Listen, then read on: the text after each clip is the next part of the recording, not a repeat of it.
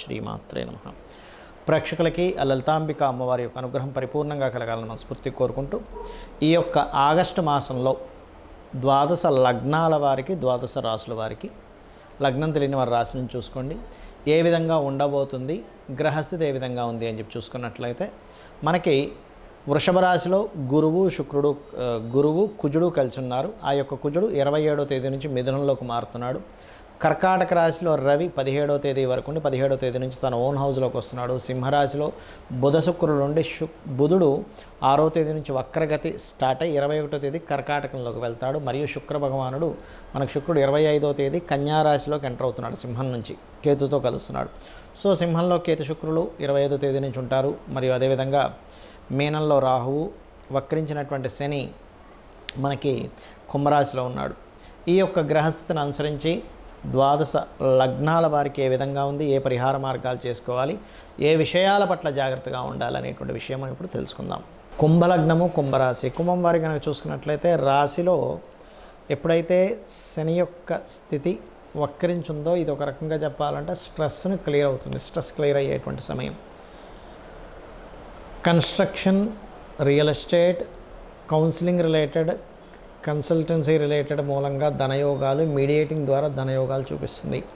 కష్టపడి మీరు స్వయం కృషితో ప్రాపర్టీ యోగాన్ని పొందనున్నారు, అందులో ఎటువంటి సందేహం లేదు.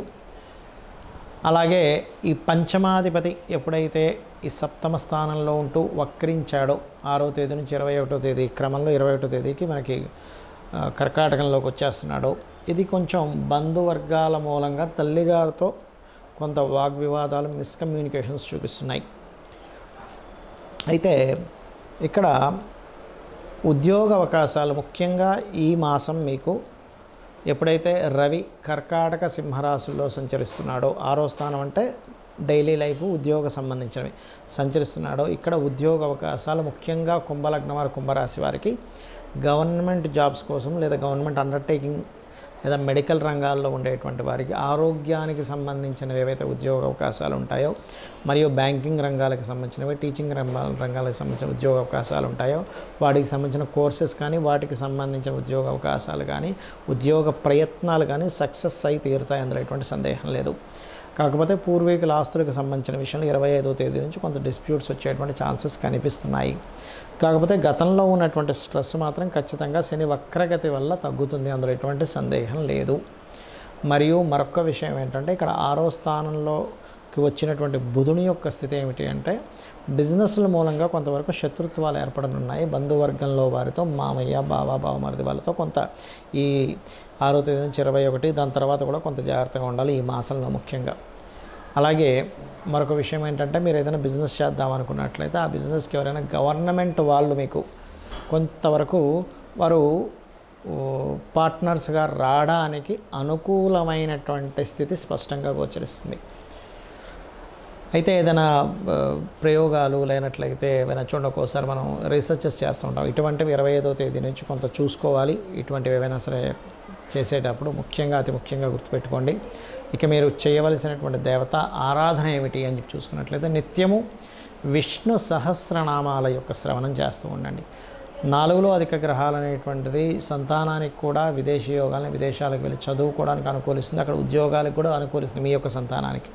కాకపోతే మీరంతా విష్ణు సహస్రనామాలు చేయడము, పెసలు దానంగా ఇవ్వడము, శుక్ర కేతు కుజగ్రహాల దగ్గర మీరంత శనిగ్రహం దగ్గర మీరంత దీపారాధన చేస్తారో అంత బాగుంటుంది మీకు. మనం గోచార ఫలితాలు చెప్పుకునేటప్పుడు 90% ఆఫ్ పీపుల్కి కరెక్ట్గా జరుగుతున్నట్టు అనిపిస్తూ ఉంటే 5 to 10% ఆఫ్ పీపుల్కి ఏమవుతుందంటే ఇది ఈ వారం ఎందుకో నాకు కనెక్ట్ అవ్వలేదు, ఈ వారం అద్భుతంగా కనెక్ట్ అయిందని అనుకుంటూ ఉంటారు. దీనికి రీజన్ చెప్తాను నేను మీకు, గుర్తుపెట్టుకోండి. ఒకటేంటంటే గోచార ఫలితాలు కాలంలో ఇలా ఉందని చెప్పేది, దీనికంటే ముఖ్యంగా మీ యొక్క జన్మజాతకం. ఎందుకంటే మీకు ఇప్పుడు అద్భుతంగా ధనయోగం వచ్చే యోగం నడుస్తుంది అనుకోండి మీ పర్సనల్ చార్ట్లో, అప్పుడు గోచారంలో ధనయోగం అనేది బాగా సపోర్ట్ చేస్తుంది. మీకు అసలు ధనయోగం నడిచే టైమే నడవట్లేదు, అప్పుడు మీకు గోచారం ఎంత ఇస్తున్నా కూడా ఒక 10,000 రావాల్సిన ప్లేస్లో 5,000 వస్తూ ఉంటుంది. అంటే 50% వర్కౌట్ అవుతుంది ఏంటి అనిపిస్తూ ఉంటుంది. అంటే ఏమిటి, పర్టికులర్గా మీరు తెలుసుకోవాల్సింది మీ పర్సనల్ చార్ట్, మీ యొక్క జన్మజాతకంలో ఏముంది అంటే అసలు మీ లగ్నం ఎలా ఉంది, మీ లగ్న బలం ఎలా ఉంది. లగ్నాన్ని బట్టి మనిషి యొక్క తత్వము, శారీరక తత్వం, మనిషి రూపు రంగు, అతను ఎందుకు ఇబ్బంది పడుతున్నాడు, ఏం చేస్తే అతను బయటపడతాడు, ఏం చేస్తే అతను స్ట్రాంగ్ అవుతాడు, ఏం చేస్తే అతను లైఫ్లో ఒక అద్భుతమైన స్టేజ్కి వెళ్తాడు అనేటువంటిది లగ్నం తెలుస్తుంది. అందుకని మీ లగ్నాధిపతి ఎక్కడ ఉన్నాడు, అదేదైనా పాపకత్తెరలో ఉన్నాడా శుభకత్తెరలో ఉన్నాడా అని తెలుసుకుంటూ దానికి తగ్గట్టుగా మీరు చిన్న మంత్రం చేసుకుని కూడా మీరు అద్భుతంగా మీరు రాణించవచ్చు. అంతేగాని లగ్నాధిపతి పాడైపోయాడు నా లైఫ్ ఇంతే అనుకోవడానికి లేదు. అదేవిధంగా ధనాధిపతి అంటే మీ లగ్నం ఏమైంది, మీ ధనాధిపతి ఎవరు, మీ ధనాన్ని ఇచ్చే కారకుడు ఎవరు, ఏ మార్గాల్లో మీకు ధనయోగం ఉంది, దీని మీద నేను అనేకమైనటువంటి వేల జాతకాలు పరిశీలన చేసి వీళ్ళకి ఎందుకు రాణించట్లేదు, వీళ్ళకి ఎందుకు రాణించింది అని చెప్పని పరాశర మహర్షి శ్లోకాలని వాటిని పరిశీలన చేస్తే వీళ్ళకి ఎందులో అయితే కలిసి వస్తుందో అందులోనే వాళ్ళకి కలిసి రావడం జరిగింది నేను చూసినప్పుడు. అలాగే ఒక్కొక్కసారి కొంతమంది మీడియేటింగ్ ద్వారా లాభము ఉంటుంది, మీడియేటింగ్ ద్వారా ఇబ్బంది ఉంటుంది. కొంతమందికి ఏదో ఒక మధ్యవర్తిత్వం చేయడం ద్వారా ఈ భూమి చేశానని అందుకే అద్భుతంగా కలిసి వచ్చింది మాకు, ఆ ఒక్క ల్యాండ్ డీల్ వల్ల నాకు కోటీశ్వరుని అయిపోయాను అంటాడు. ఇంకొంతమంది మధ్యవర్తిత్వం వెళ్ళడం ద్వారా ఇబ్బంది పడతారు. ఎందుకు, ఆ మధ్యవర్తిత్వానికి కారకుడైన థర్డ్ లార్డ్ పాడవుతాడు. అదేవిధంగా మూడో స్థానం పాడైతే అన్నదమ్ములతో అక్కచెల్లెలతో గొడవలు వస్తూ ఉంటాయి. దానికి ఏం చేయాలి, కొంతమంది చూడండి ఏదైనా మాట్లాడితే ఆ మాట్లాడిన మాటే వాళ్ళకి నెగిటివ్గా ప్రొజెక్ట్ అవుతూ ఉంటుంది. ఎందుకు అలా అవుతుంది అనేటువంటిది కూడా చూసుకోవాలి. దానికి కారణం ఏమిటి అంటే థర్డ్ లార్డ్ ఎప్పుడైతే పాడయ్యాడో ఇటువంటి ఫలితాలు వస్తుంటాయి. అంటే మూడో స్థానాధిపతి పౌరుషము పరాక్రమము దారిద్ర స్థానంగా చెప్పారు. అదేవిధంగా గృహం, కొంతమంది చూడండి వాస్తుపరంగా ఒక ఇంటికి వెళ్ళాము చాలా అద్భుతంగా కలిసి వచ్చిందండి, మరొక ఇంటికి వెళ్ళాము ఇబ్బంది పడ్డామండి. అంటే ఏమిటి, అక్కడ వాస్తు దోషం ఉండొచ్చు, లేదా ఒక్కొక్కసారి మీకు వాస్తుపరంగా పనికిరాని దిశలో మీరు వెళ్ళి ఉండొచ్చు. కాబట్టి మీ యొక్క జన్మజాతకం ఏం చెప్తుంది, మీ పేరులో ఉండే మొదటక్షరాన్ని తీసుకొని గోచారంలో ఉండేటువంటి గ్రహాలు అట్ ది సేమ్ టైం మీ పేరులో ఉండే మొదటక్షరాన్ని వర్గుతో నిర్ధారణ చేసి ఏ డైరెక్షన్లో ఉండాలి. అదేవిధంగా సంతాన అభివృద్ధి, మీ ప్లానటరీ పొజిషన్స్ ఎటువంటి ఫలితాలను చూపిస్తున్నాయి, సంతానాన్ని ఏ రకంగా మీరు గైడ్ చేయగలిగితే అభివృద్ధి ఉంటుంది. ముఖ్యంగా అతి ముఖ్యంగా ఇక్కడ ఏంటంటే రుణము, రోగము, శత్రుత్వము ఇవి కలగకూడదని కోరుకుంటూ ఉంటారు ప్రతి ఒక్కరు కూడా. మరి ఈ యొక్క విషయాల నుంచి బయటపడాలంటే మీ ఉపాసనా మంత్రం ఏంటో తెలియాలి, మీరు ఎవరిని ఉపాసించాలో తెలియాలి. సహజంగా మేషము వృషభము అనుకుంటే మేషానికి సూర్యుడు అండి, వృషభానికి విష్ణువు, మిథునానికి అమ్మవారిని చెప్తూ ఉంటాం. కానీ మీ పర్సనల్ చార్ట్లో మీరు ఏ దేవతాదేవి ఉపాసన రోజు ఉదయం పూజ చేసేటప్పుడు ఒక 20 నిమిషాలు 10 నిమిషాలు ఎవరిని మీరు స్మరించుకుంటే, ఎవరికి మీరు నిత్య ఆరాధన చేసుకుంటే ఈ రుణ రోగ శత్రువుల నుంచి బయటపడతారనేటువంటిది మీ జన్మజాతకంలో ఉంటుంది. అలాగే వివాహ సమయం కూడా మీరు ఏ సమయంలో వివాహం చేసుకుంటే మంచిది, 22కా 23 25 వయసులోనా 27 సంవత్సరంలోనా 30 సంవత్సరంలోనా అని ఒక 5 టైమ్స్ వస్తుంది ప్రతి వ్యక్తికి వివాహ సమయం అనేది. ఆ పర్టికులర్ అంశంలో చాలామంది రాంగ్ టైంలో వివాహం చేసుకోవడం ద్వారా ఇబ్బంది పడుతుంటారు. ఆ రకంగా వివాహ సమయం కానీ, ఇన్వెస్ట్మెంట్స్ కానివ్వండి, లైఫ్లో జరిగేటువంటి టర్నింగ్ పాయింట్స్ కానివ్వండి, మీరు ఉద్యోగం చేస్తే బాగుంటుందా, వ్యాపారం చేస్తే బాగుంటుందా అనేటువంటి అనేకమైన అంశాలు, లేదా విదేశాలకు వెళ్తే బాగుంటుందా అనేటువంటిది మీ పర్సనల్ చార్ట్లో పర్టికులర్గా ఉంటుంది.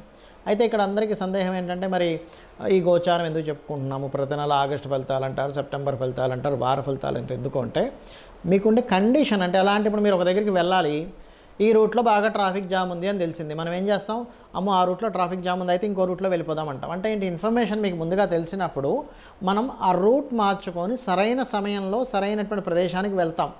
అంటే ముందుగా తెలిసేటువంటి ఇన్ఫర్మేషన్ గోచారం ఫలితం అనేటువంటిది. సో ఆ గోచార ఫలితాలు తెలుసుకుంటూ మీ యొక్క జన్మజాతకం తెలుసుకుంటూ జాతకంలో ఏదో దోషం ఉంది నా జీవితం ఇంతే అనుకొని భయపడకుండా అమ్మవారిని నమ్ముకున్నట్లయితే మీ యొక్క జన్మజాతకంలో ఉండేటువంటి దోషాలను అమ్మవారు బ్రహ్మని పిలిచి మరీ మీ యొక్క తలరాతను మారుస్తుందట. కాబట్టి ఈ రకంగా మీ యొక్క స్థితిగతులను తెలుసుకుంటూ గోచార ఫలితాల్లో ఎటువంటి పరిస్థితులు ఉన్నాయి అనేటువంటి దాన్ని తగ్గ మంత్రం చేసుకొని మీరు అమ్మవారి యొక్క అనుగ్రహానికి పాత్రలు అవ్వాలని కోరుకుంటూ శ్రీమాత్రే నమః.